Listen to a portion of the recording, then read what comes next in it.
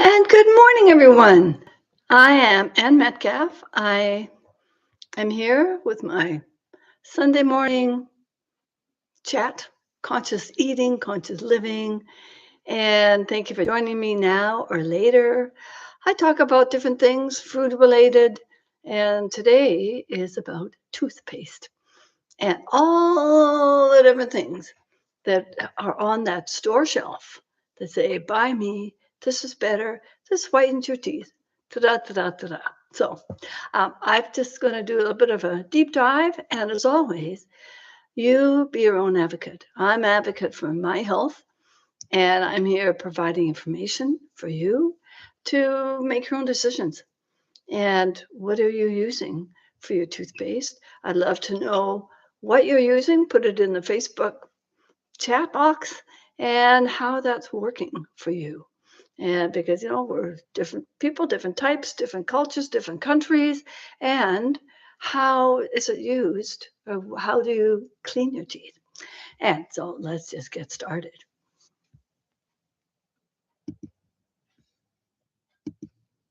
Yep.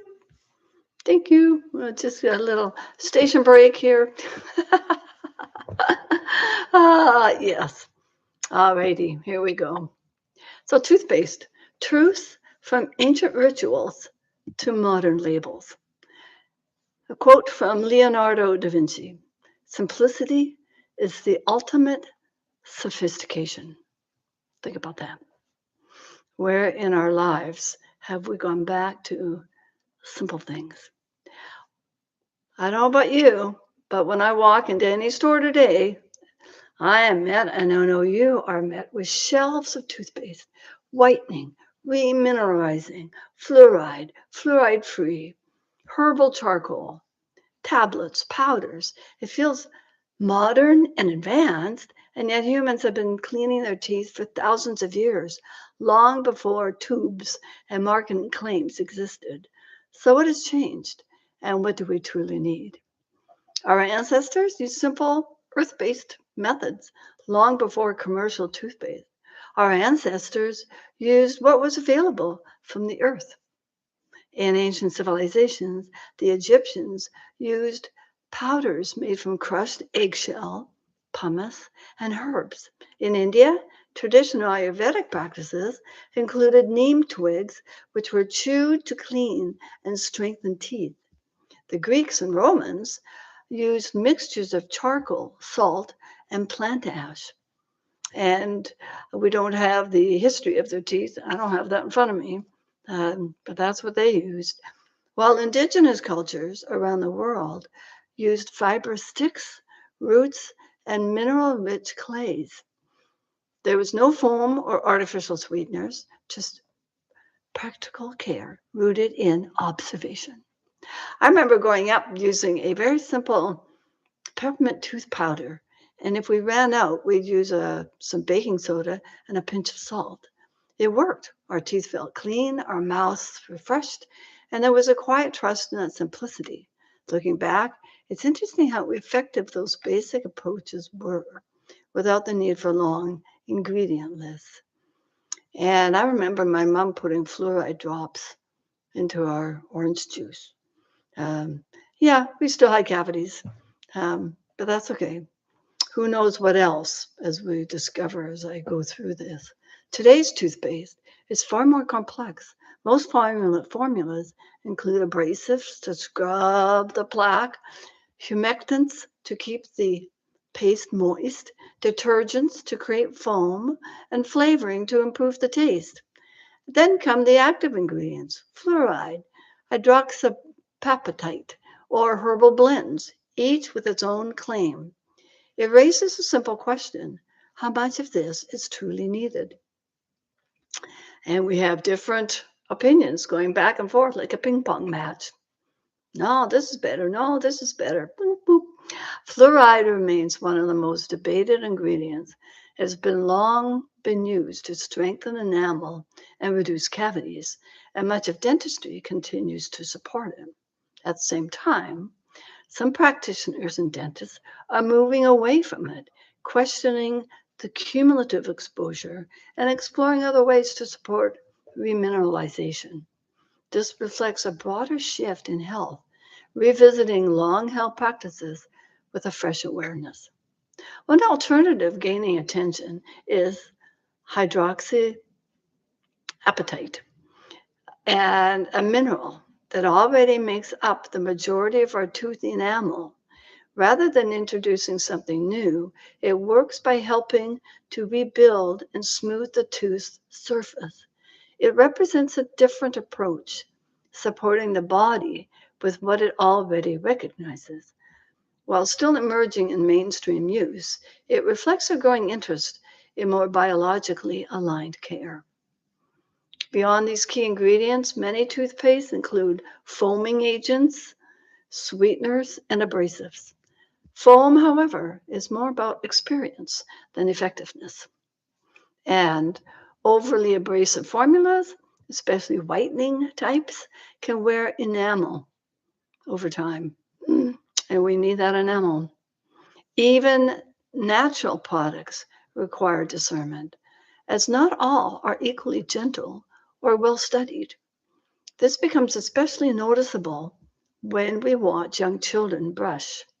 Many children's toothpaste are sweet and appealing, making brushing easier for the parents, but also increasing the likelihood they will swallow it. A helpful guideline is to use only a tiny amount, about the size of a grain of rice for children under 3, and a pea-sized amount for older children. This isn't because toothpaste is inherently dangerous, but because repeated swallowing over time contributes to overall intake of whatever is in the paste, whether it's fluoride, sweeteners, or other additives. I was watching my 2 grandsons brush their teeth. Well, 2.5-year-old, there was no spitting involved at all, right? So where's that toothpaste going? When we step back further, we see that toothpaste is only one piece of the puzzle. The mouth isn't something to sterilize. It's an ecosystem to balance. Inside lives a complex oral microbiome influenced by what we eat and how often we eat. Plaque forms when bacteria feeds on sugars and refined carbohydrates, producing acids that weaken the enamel. It's not just how much sugar we consume, but how often the teeth are exposed.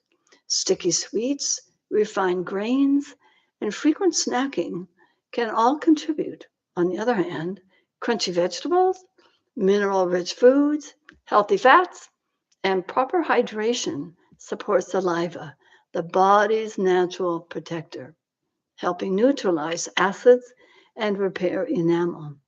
And while ingredients matter, technique often matters more.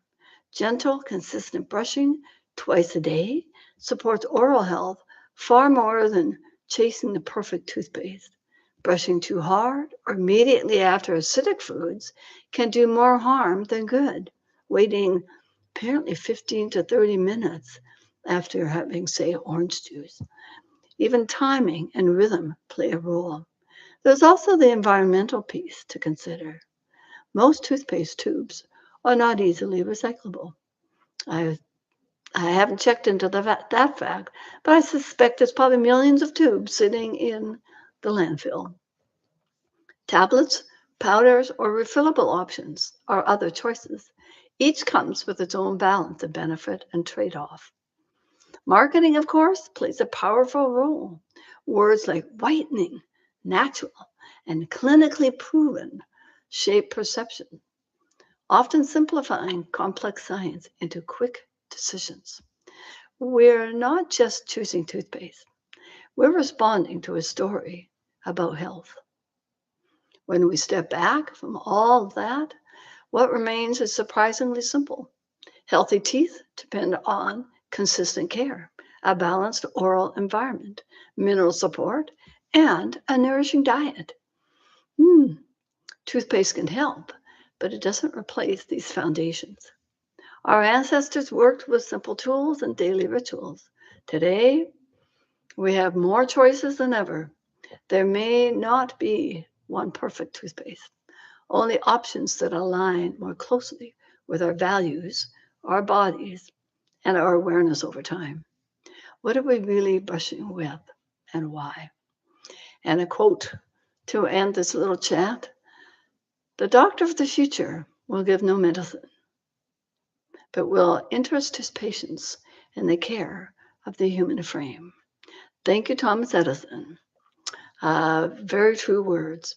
And I'd love to hear from you. You can email me at rosiesjoy11@gmail.com, make a comment on the Facebook page, and come to my app, Authentic Sacred Design, where I have all sorts of chats on topics like this, not trying to point fingers, whether it's good or bad, but informing you so that you can make your own conscious choices.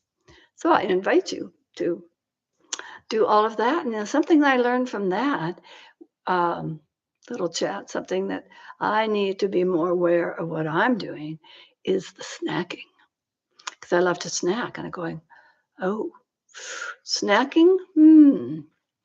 All right, I don't eat the gummies, but I love my dates and raisins, that kind of thing. And even rice sticks to the teeth. I go, oh, okay, maybe I'll need to brush my teeth more often or make different choices. That's up to you. Thank you for listening, and I look forward to seeing you next time. Until then, have a great day.